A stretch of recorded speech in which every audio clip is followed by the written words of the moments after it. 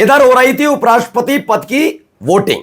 दुगदुगी BJP के नेताओं की पड़ी हुई थी, इस कदर की अपने तमाम सांसद जो पिछले 2 सत्रों से लगातार संसद तक जा रहे हैं, मतलब नए वाले भी चुने गए हो तो ना, उनको संसद का रास्ता नहीं पता था क्या, लेकिन इतना डर था कि अपने सांसदों को खुद अपने साथ लेकर बीजेपी के कई बड़े बड़े नेता खुद संसद तक पहुंचे।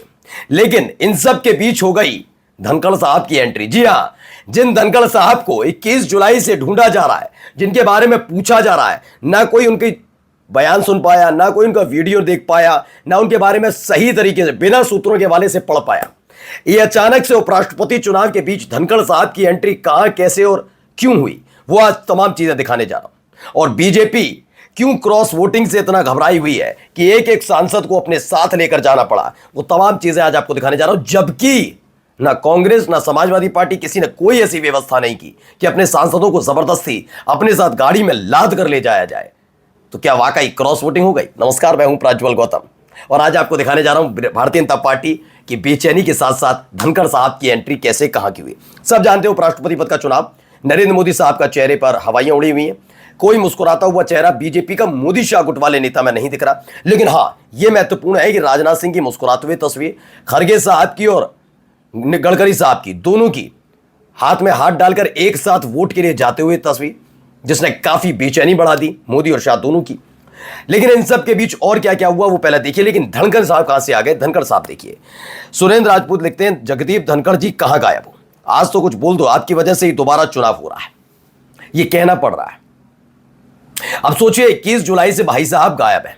हमारे देश के उपराष्ट्रपति जो दिन में हट्टे कट्टे थे, बहुत सारी बातें कर रहे थे, पूरा कार्रवाई करवा रहे थे राज्यसभा की, अचानक से शाम को उनकी ऐसी तबीयत खराब होती है, इतनी तबीयत खराब होती है कि वो राष्ट्रपति भवन तक नहीं जा पाए। पहले एक आरटीआई लगाई गई तो उसमें बताया गया राष्ट्रपति भवन उपराष्ट्रपति आए नहीं, लेकिन दूसरी बारी जब मैं जवाब दे दिया कि नहीं आए थे, हमसे सॉरी गलती हो गई, हम तो पहचान ही नहीं पाए। जैसे उपराष्ट्रपति ना हो, कोई सरकारी दूसरा एक कोई कर्मचारी मुलाजिम हो जिसे देखकर पहचान ना पाए हो। तो उपराष्ट्रपति के बारे में पहले राष्ट्रपति भवन को जानकारी नहीं थी, लेकिन जब फजियत होने लगी आरटीआई की वजह से, तो उसके बाद दोबारा जवाब दिया गया, नहीं नहीं हमसे गलती हो गई कि हाथ आए थे राष्ट्रपति भवन में। ये तो इस तरीके से तो राष्ट्रपति भवन भी काम कर रहा है इस दौर में। खैर, उपराष्ट्रपति साहब 21 जुलाई से किसी ने उनके बारे में पढ़ा नहीं, कौन सी बीमारी हुई, कहाँ इलाज चल रहा है, क्या दवाइयां ले रहे हैं, क्या हेल्थ बुलेटिन है, कहाँ रह रहे हैं, कहाँ जा रहे हैं। हाँ, सब सूत्रों के हवाले से खबर है, सूत्रों के हवाले से खबर है। वो रोज टेबल टेनिस खेलते हैं, सूत्रों के हवाले से खबर है। वो जबरदस्त तरीके से योगा कर रहा है, ये तमाम जानकारी है सिर्फ सूत्रों के हवाले से। लेकिन है कहां, किसी को नहीं पता। खैर, अब इन सब के बीच लगातार लोग सवाल पूछ रहे हैं। शिव सिंह INT में वो पूछते हैं, जगदीप धनखड़ जी कहां हो? लगातार ये सवाल पूछा जा रहा है और पूछना लाजमी भी है। जब एक व्यक्ति अचानक से, वो भी इतने बड़े पद पर बैठा हो, एकदम गायब हो जाए, अंतर्ध्यान, और वो आदमी के बारे में पता है, वो है देश में, लेकिन देश में होने के बावजूद इतनी हमारे लोकल लैंग्वेज में कहा जाता है भसड़, इतनी भसड़ फैल जाने के बावजूद भी वो आदमी आगे आकर ये ना कह पाए कि मैं यहां हूं, यहां रहता हूं, ये मेरा काम है, मेरी बीमारी ये थी, मेरे को दिक्कत ये हो गई, ये तमाम चीजें। और जो आप आरोप लगा रहे हैं कि मोदी सरकार की वजह से मैंने डर कर इस्तीफा दिया, मुझे धमका कर, तो इस पर सफाई दे दें। ऐसा कुछ नहीं, कुछ तो कहें। मैं कह रहा हूं विपक्ष को ही झूठा साबित कर दो, आओ तो सही, क्यों नहीं, कैसे संभव हो सकता है आप? और ऐसे वक्त में जब आप कह रहे हैं कि एक तो गंभीर बीमारी होती है तो कोई आप सवाल भी नहीं पूछेगा, लेकिन वो टेबल टेनिस खेल रहे हैं, सूत्रों के हवाले से गोदी मीडिया खबर चला रही है। ये गोदी मीडिया जो जाकर कहीं से भी अमेरिका में घुस घुस कर अलग अलग तरीके से बाइट और बयान लेकर आ रहे थे, राहुल गांधी की तस्वीरें निकाल कर ला रहे थे, इन्हें आज जगदीप धनखड़ साहब का एक वीडियो, एक तस्वीर नहीं मिल पा रही। टेबल टेनिस खेल रहे हैं तो इसका मतलब स्वस्थ है, बातचीत कर सकते। भाई बिस्तर पर लेटकर तो कोई टेबल टेनिस खेलता नहीं है, गायब है। अब आइए अगली खबर देखिए। ये नरेंद्र यादव भी कहते हैं, जगदीप धनखड़ जी कहां गायब हो? आज तो कुछ बोल दो, आपकी वजह से दोबारा चुनाव हो रहा है। लगातार यही सवाल देखिए, अनिल प्रजापति भी यही सवाल पूछते हैं कि भाई साहब आप हैं कहां? उपराष्ट्रपति महोदय कुछ तो करिए, कुछ तो बोलिए, कुछ तो कहिए, किधर हैं, कहां है?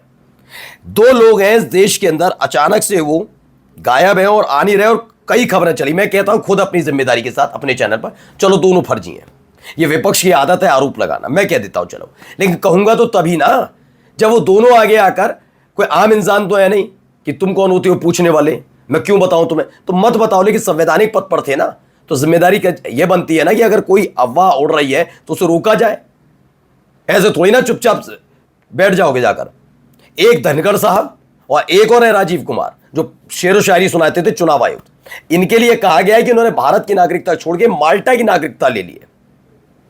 फिर खबर इनके लिए भी सूत्रों के हवाले से आई कि राजीव कुमार देश में ही है, लेकिन जिसने सूत्रों के हवाले से खबर दी उसको खुद नहीं मालूम कि राजीव कुमार कहां है।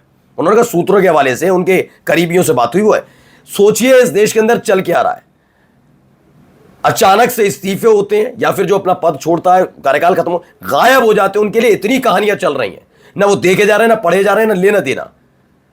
लेकिन बार बार इस देश की मीडिया कितना घिनौनापन है कि वो कह रहे हैं कि सब कुछ सही है, सूत्रों के हवाले, हमारे सूत्र बता रहे हैं। जिससे कल अगर उनकी खबर झूठी साबित हो तो वो अपना चेहरा पहुंचकर खड़े हो जाए, हमने तो सूत्रों के हवाले से दिखाई थी ना, सूत्र हमारे गलत साबित हुआ, हम गलत नहीं, सूत्र गलत है। देखिए यहां पर भी है, भारत का प्रधानमंत्री मोदी पहले इस्तेमाल करता है फिर बर्बाद करता है। इसके उदाहरण उपराष्ट्रपति जगदीप धनखड़ और राज्यपाल सत्यपाल मलिक जी, जिनको पहले इस्तेमाल किया फिर बर्बाद किया है, ज्ञानेंद्र सिंह लिखते हैं। तो ये इन्होंने उस समय कहा था कि सबसे बड़ी वही है जो अपनों से हमें मिलता है दुख। वाकई क्या मिला हुआ दुख है, क्या है, क्योंकि इससे पहले के हालात जो थे वो अलग थे और अब के अलग है। अब आइए, ये एक तस्वीर निकल कर आई उपराष्ट्रपति चुनाव के वक्त की, उससे पहले की थी, अब क्या है। आज नई दिल्ली में उपराष्ट्रपति चुनाव में भाग लेने से पहले पूर्व केंद्रीय मंत्री नित्यानंद राय जी के आवास पर बिहार और झारखंड के एनडीए के सांसदों के लिए आयोजित जलपान कार्यक्रम में शामिल हुआ। यहां से जलपान कराया गया और इन सबको खुद अपने साथ लेकर संसद तक पहुंचाएगा। कौन है ये? सारे के सारे सांसद हैं, राज्यसभा वाले भी और लोकसभा वाले भी, झारखंड और बिहार के।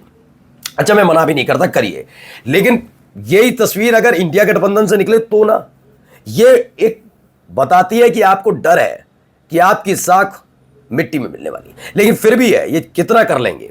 होता क्या है कि आप ले गए लोकसभा तक, राज्यसभा तक, मतलब पूरे संसद तक ले गए, संसद तक जाना भी है, वहां वोट कास्ट करना है, लेकिन वोट तो सीक्रेट है ना, सीक्रेट वोटिंग हो रही है ना, ये पढ़ नहीं सकते। अब ये पहले की बात अलग है, पहले तो पता नहीं सारे नियम कायदे कानून खूंटी पर टांग देते। अब हालत ये है कि सीक्रेट वोटिंग होती है, इसमें पता ही नहीं लगेगा किसने गच्चा दे दिया। तो फिलहाल इतना डर, इतना खौफ। देखिए यहां पर इन्होंने लिखा भी, बीजेडी और बीआरएस के सरेंडर के बावजूद वोट क्रॉसिंग का खतरा बरकरार है। राष्ट्रपति उपराष्ट्रपति चुनाव में तमाम केंद्रीय मंत्रियों के सांसदों को नाश्ता कराने और उनको उपराष्ट्रपति चुनाव में वोटिंग कराने की जिम्मेदारी सौंपी गई है। उत्तर प्रदेश के सांसदों को नाश्ता कराने और उनको पार्लियामेंट में वोट कराने की जिम्मेदारी पीयूष गोयल को दी, केंद्रीय मंत्री को। मध्य प्रदेश छत्तीसगढ़ के सांसदों को नाश्ता कराने और उनको मतदान केंद्र तक पहुंचाने की जिम्मेदारी कृषि मंत्री शिवराज सिंह चौहान को दी गई है। हरियाणा के सांसदों की जिम्मेदारी शहरी विकास मंत्री खट्टर को दी गई है। और हंसी वाली बात क्या है, हैरानी वाली बात है कि महाराष्ट्र गोवा के सांसदों की जिम्मेदारी नितिन गडकरी को, उन गडकरी को जिनके कानों में अभी तक एथेनॉल बम की गूंज सुनाई दे रही है। समझ गए आप एथेनॉल का मसला कैसे उठा था? सही है गलत वो बात की बात है, लेकिन फिलहाल आप समझ रहे हैं। यानी एक एक बड़े बड़े नेताओं को दिया कि भैया लेकर आना साथ में, कहीं ये बीच में से गायब ना हो जाए। पहले तो डर ही इस बात का था कि एब्सेंट ना हो जाए, एब्सेंट हो गए तो दिक्कत, और उसके बाद इन्हें वहां तक पहुंचाना है जिससे ये कहीं राहुल गांधी से मुलाकात ना कर लें बीच में कूद के।